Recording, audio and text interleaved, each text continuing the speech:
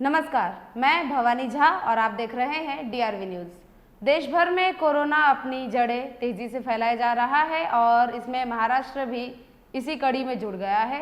महाराष्ट्र में 10वीं और 12वीं जो बोर्ड की परीक्षा है उसे लेकर समय समय पर निर्णय लिए जा रहे हैं और ऑफलाइन तरीके से एग्ज़ाम होगा, ये भी शिक्षा मंत्री की ओर से बताया गया। इसी बीच शिक्षा पर चर्चा इस कार्यक्रम के तहत प्रधानमंत्री नरेंद्र मोदी ने देश भर के सभी छात्र छात्राओं को संबोधित किया।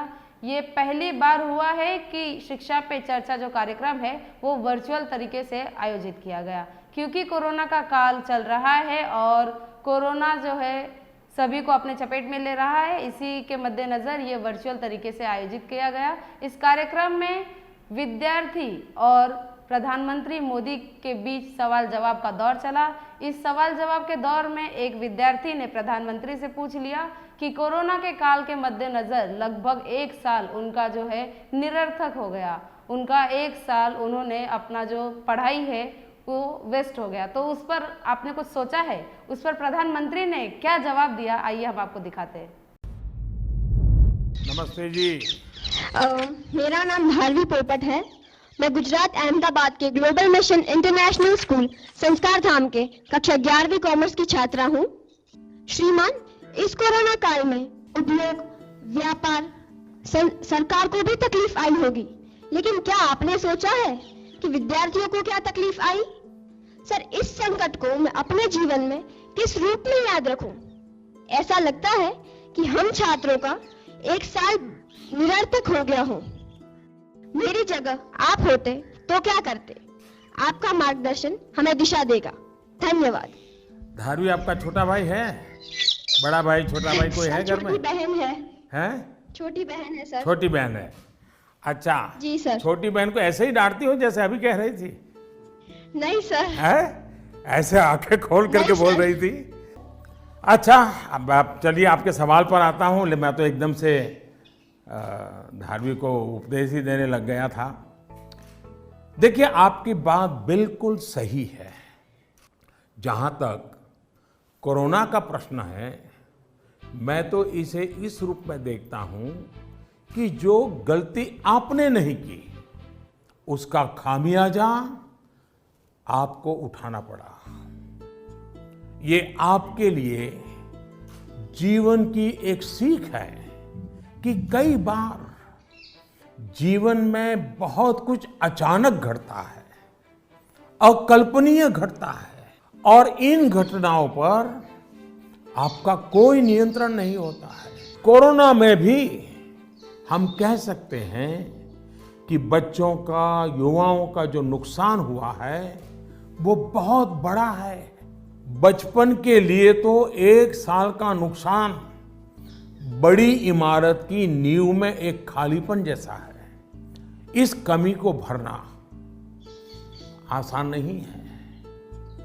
स्कूल एज मतलब हंसना, खेलना, मिट्टी में खेलना, मिट्टी उछालना, गर्मी, सर्दी, बरसात, हर चीज का आनंद दोस्तों के साथ, क्लासरूम में, टीचर के साथ गप्पे मारना, बातें करना, घर की छोटी सी भी घटना चारों दौर एकदम से बता देना, उनके बीच रहना, ये सब जीवन की विकास यात्रा के लिए बहुत अनिवार्य होता है। इन सब चीजों से आप सहज ही कितना कुछ सीख सकते हैं। आपको भी लगता ही होगा, कोरोना काल के पहले का समय आप याद करते होंगे तो सोचते होंगे कि कितना कुछ मिस किया है। लेकिन कोरोना काल में अगर काफी कुछ खोया है तो बहुत कुछ पाया भी है। कोरोना की सबसे पहली सीख तो यही है कि आपने जिस चीज को, जिन जिन लोगों को मिस किया, उनकी आपके जीवन में कितनी बड़ी भूमिका है, ये इस कोरोना काल में ज्यादा पता चला है। आपको इस बात का एहसास हुआ कि किसी को भी फॉर ग्रांटेड नहीं लेना चाहिए। खेलकूद हो, स्कूल में फिजिकल क्लासेस हो, या फिर आपके घर के पास सब्जी बेचने वाले, कपड़े प्रेस करने वाले, पास के बाजार के दुकानदार, जिन लोगों को, जिन बातों को आपने रूटीन समझ लिया था, उनका जब मिस करते हैं तब उनका सबका महत्व हम सबको अनुभव होता है, आपको भी पता चला है। इसलिए इस दिशा में आपको लगातार जागरूक रहना चाहिए और लाइफ लॉन्ग इस लेसन को याद रखना चाहिए। कोरोना के बाद भी इन चीजों की उपेक्षा नहीं करनी चाहिए।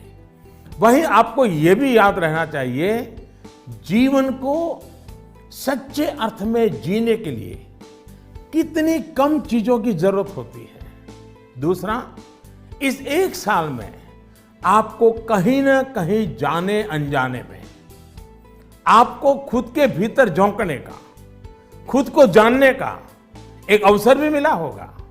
कोरोना काल में एक और बात ये भी हुई है कि हमने अपने परिवार में एक दूसरे को ज्यादा नजदीकी से समझा है।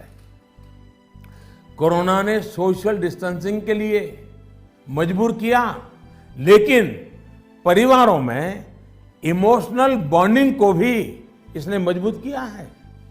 कोरोना काल ने यह भी दिखाया है कि एक संयुक्त परिवार की ताकत क्या होती है, घर के बच्चों के जीवन निर्माण में उनका कितना रोल होता है। मैं चाहूंगा कि सोशल साइंस के लोग, हमारी यूनिवर्सिटीज इस पर रिसर्च करें, कोरोना काल के फैमिली लाइफ पर स्टडी करें, कैसे इस संकट से मुकाबला करने में संयुक्त परिवार ने समाज को ताकत दी। इस पहलू को खंगाले। कोरोना आने के बाद ये जो आयुर्वेदिक काढ़ा, पौष्टिक भोजन, साफ सफाई, इम्यूनिटी, ऐसे अनेक महत्वपूर्ण विषयों पर हम सबका ध्यान गया है। इन सब के लिए लोगों ने जो जो किया, वो अगर पहले से करते आ रहे होते तो शायद परेशानी इससे भी कम होती।